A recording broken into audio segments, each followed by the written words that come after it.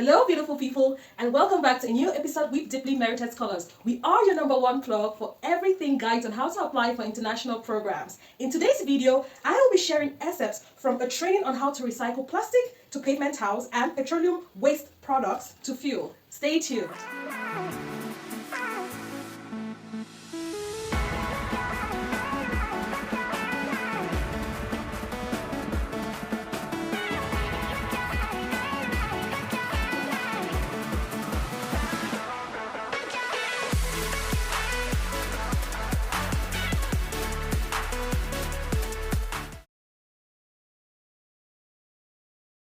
CAYSDEP and CENEC, and you also have the list of the various things which we have been recycling. So actually, I started this issue of recycling a very long time ago, but actualized in 2016, instead back in 2007, because my main interest was first of all diapers. You know, diapers something which you don't uncontrollably. So from diapers now, the other things came up, the other interests came up. So what you see on the table outside are just the little things which we have been able to recycle locally. We don't use any machineries, we recycle just locally. Some results of what we have actually been doing. I'll begin this way. Now this is compost manure, which is made from diapers. Like I said, we use diapers and other sanitary wipes. We use hair, human hair, and eggshells, other greens and browns to be able to come up with this compost manure. Now why do we use these different ingredients? Because each of these ingredients has a role that it has to play. Now hair, human hair has 20 trace elements which enable soil to be porous and the roots to absorb water as a function of hair. I'm sure many of you don't know. Just go back to the world, so the hair is very important. We get it and we also cut again, cut so that we can be able to easily function with the compost. Then eggshells too. Eggshells has calcium. But most importantly, it acts as a protective agent in our compost. It drives away pests. That's a function of eggshells, another function of eggshells. So we crush it too and we mix. And it takes 7 months for you to have this compost by then. 7 months. That's the one period that compost works, right? It takes 7 months because when we get this, we have to mix and we always constantly mix and mix and we put small water too. So we're able to get this at the end, because at the end it's always still like loose soil we have to sieve because it still has nodules. So this one is at the end result of that. You have to, it's a charcoal made from cow dung and maize cobs. So we get maize cobs and cow dung. Not dry cow dung, please. Because dry cow dung takes so much time to do. We get wet cow dung. Then we burn the maize cobs to almost 80%. When we burn, we then crush. We crush it now and mix with wet cow dung. And you make now your charcoal. It depends on how you want the balls to look like, the size of the balls. It takes almost a week to get dry. And then it cooks normally. I've cooked with it, I've trained IT people on it, and we have also been able to cook food with it. It performs exactly like charcoal. And the advantage here is that the ash from this is organic. You put it back again in your farm. So it means that there's actually no waste here. And this one is posad. Posad. It's cow dung and sawdust. This one is just for drying. It's dry for your wood, or you have things in the ceiling, only bandana. Yes. Just like this, it produces just smoke. That's its own function. This one you can cook, it doesn't produce any smoke. Then here we have pure aluminium ingots. These are aluminium ingots. It's from waste cans. So we get these cans, we crush them, and then we melt to get this. It depends on how you want your molds to look like. This is how my shape of look like. So we get this, now you can also make your pots or make your molds, because the molds I make these pavement tiles with, I have my own molds. I make my molds with aluminium. So you can make your molds, you can make pots, whatever. Thanks. Now, when we melt aluminium, we have this waste. This is waste from aluminium, right? We have lead, the silica, the paints and stuff. We use this back again as gravel. You can use it back as gravel for your pavement tiles. This crush it back as gravel for our pavement tiles. Then here, this is liquid gold from e-waste. But there's a few samples of the e-waste here. Why e-waste? If you notice, most of our phones, when you press buttons of our phones, is lined with gold. Why gold? Because gold is the only metal, the only material which is malleable. It means it transmits the smallest source of electricity and doesn't change. Copper and the rest, when it transmits, they rust. You notice our cables in our homes always rust. Aluminium, at times when it's too hot, it melts or it cuts. But with gold, no matter the quantity of current, it will still transmit, it will not change. That's why gold is used mostly in our e-waste. All these are memory cards, SIM cards, they all have gold. They are plated with gold. So we extract the gold through this. We get chemicals and we use, first of all, get the materials which has those pins. We put them in the chemical and then we extract this. And from here now we're able now to add what we call Kingsley agent. It's a chemical which you join, Kingsley agent, which then gives you this clear liquid where the gold settles below. And with this, you can raise with hot water, then you dry and burn. You melt this liquid powder, now it's going to be gold. Now here, all these are different plastic waste which we know. There are toothbrushes, toothpaste containers, brush, brooms, glasses and stuff. It gives us this diesel fuel from plastics. You notice they're all in layers. This one here has 3 layers. There's this at the top, there's this layer of oil, and there's this below. You look here to the same. When you take time and come to the discover that it's same in layers. It's because instead of which we have, it gives us just this, right? Because gas must also be produced and char. This is char which is the residue. After you burn these plastics, when you burn this one is left in your container to give you this diesel fuel. And this is what can produce power engines. And this one now can be used for construction purposes. With this. The back we can use back with car for construction or even for our pavement tiles. And then these are pavement tiles which are made from plastics, from LDPE or HDPE plastics. Just like in the worksheet, it specifies why we need to use only HDPE. But then some persons use plastic bottles, yes, but the difference with plastic bottles is that the heat that you use to melt plastic bottles is very small. As you exceed that heat, it will not evaporate and produce a gas which you can stand beside. That's why we avoid using plastic bottles for pavement. And moreover, for you to have a good pavement block with plastic bottles, it can't give you this shape. The shape is always just blocked, which you can make like a block with no design because it doesn't have. When you melt, yes. Even when I melt glass, temperature. Now the way you, anyway, I'll send a picture of the furnace in the group. You can use this normal bucket, right? You put ground at a certain level, and then you allow space under at the top. Where we make it so that the heat should be conserved to melt this. Even glass, yes, we melt glass. Just this, you put ground. You melt glass, the glass. Yes, I melt glass. It doesn't explode. It melts normally, and then you only put it out in molds. The thing with glass is that you need to have a blower. And to get a blower, the iron must be very strong because glass when it's molten is heavy. So if you carry now with a pipe which is heavy, you either bend your pipe. So when I melt now, I just put it in small molds because the issue of melting is that it's reducing space. Just like the other point where they burn waste to reduce heat and energy, they use waste to take more space in the landfill. They ask me, they said so that it can also be used for something else. So any other question? So with the cement one, it breaks. That's the first thing. Cement absorbs water most of the time and it becomes plastic. And then the two, it spoils resources because with cement you must dig the ground to get the resource. But now from waste plastics, you are getting the waste to produce that. Yes, and then moreover too, it's heat resistant. It has a degree of heat which it can resist. And then moreover too, LDPE, HDPE resists more weight than cement. That's one way I was learning. Yes, melted this guy resists more heat, Cameroon heat than plastic than cement. So no matter where you put pavement tiles to cement, it always bends. But this guy doesn't.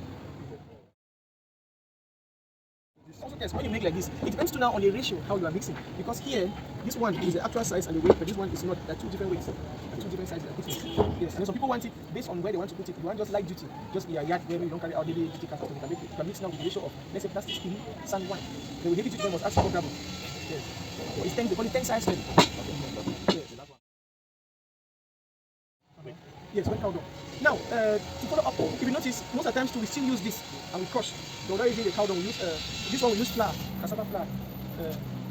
Cassava flour, yes, powder, yes. For this, we don't use cow dung, just the sewage. When we dry, we use that cassava flour with just small quantity. It's as a binder. Binder means something that holds the components together so it doesn't break. And now the advantage here too is that cow dung is responsible for global warming because methane gas that is not produced from cow dung is lighter than carbon dioxide and it absorbs heat more than carbon dioxide. So harnessing it this way now is better than allowing it just waste in the environment. It's better when harness it this way. Yes. Metallized as compost. And this is it's not metallized as compost. Because it's context too. It's not the same as compost. That's the problem. It's not the same. Alright, so you are free to share.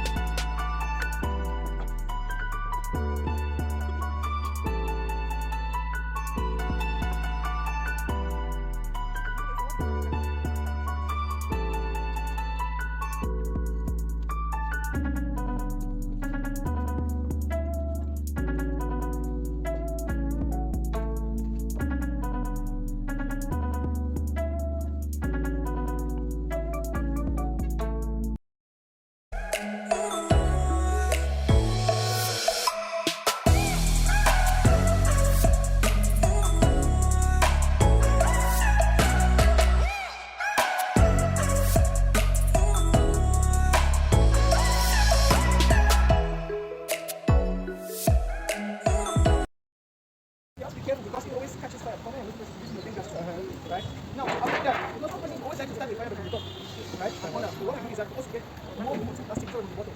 After we try always come inside. So we have to cover our post. Everybody's cover here. So let's light the cover.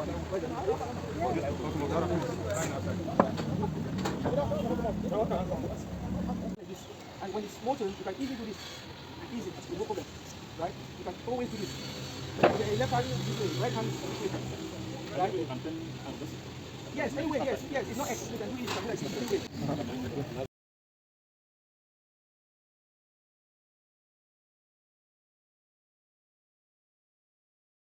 When it goes that under, when it's molten that under, is what is coming out is mostly methane gas, which is not making it to flame. Okay. When they molten, go to buy iron molds. So the iron molds that are in the market, after some time, they bend, they rust. That was aluminium. And after years, and it still doesn't change. So I only keep adding different styles.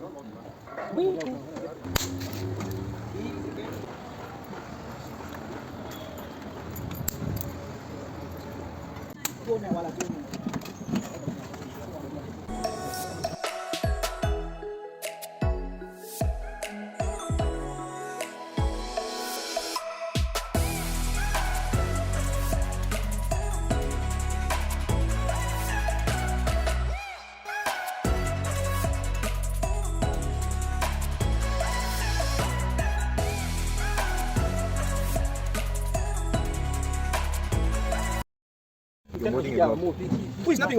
Okay, yes, that's Koala. Wow. See, it's only 7 nice. You see, it's not greasy well. Okay, that's what I was saying. Yes, it's not greasy well, that's why. So you see that, look. You see the mold now, it's still clean again, it's as new. No sticking, nothing. That's why I prefer aluminium molds. What to, other than iron molds. Because now, if let's say it was talking about to heat now, it will bend. If it was iron, yes, that's aluminium, it will not bend. Yes.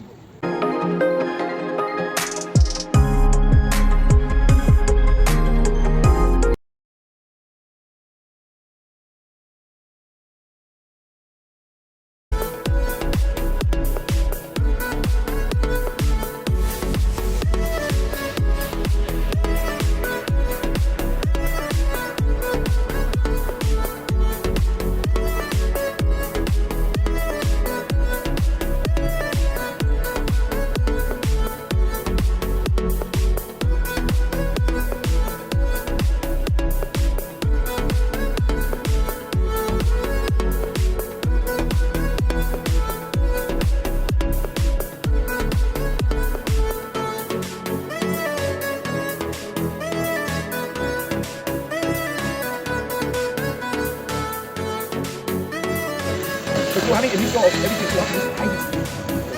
And then for you now to complete the process, right? So that you are allowed to just char now inside your the apple. So they have a crazy. The complete process is 4 hours. I mean,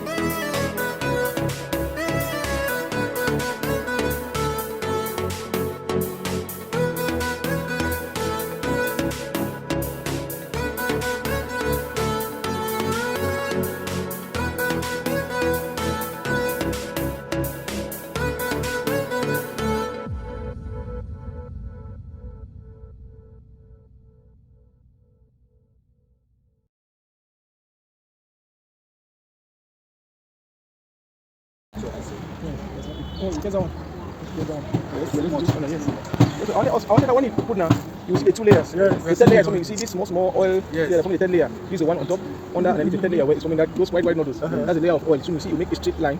You shake itself from the oil and the diesel. What else is going to be? So the diesel will be the one down. Diesel will be one down, yes. Then there's one of oven and then the char oil will be in the middle. And that's oil. Yes. No. That's not the same as diesel.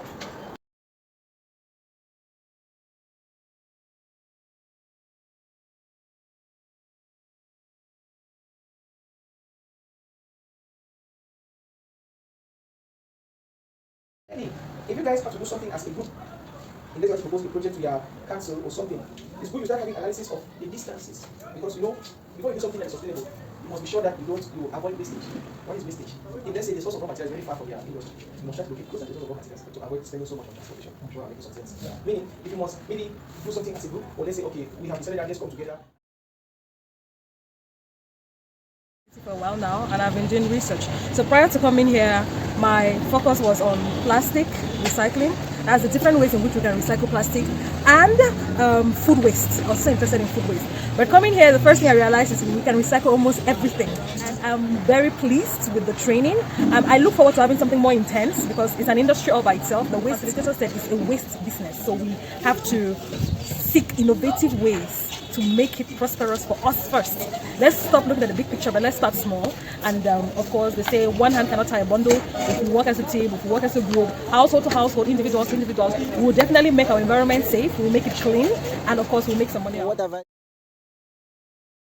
I'll say is trainings of this kind are very important.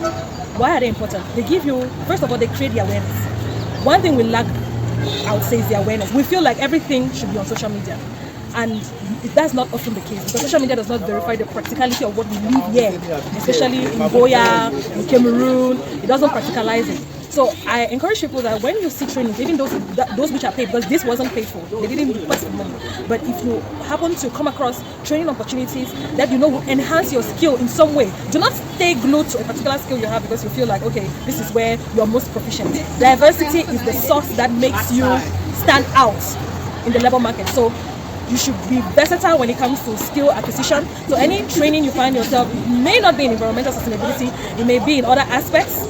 Make sure to explore it, make sure to learn from it, make sure to grow in it, and of course, you will be the next big person in Cameroon, in the economy and every other thing.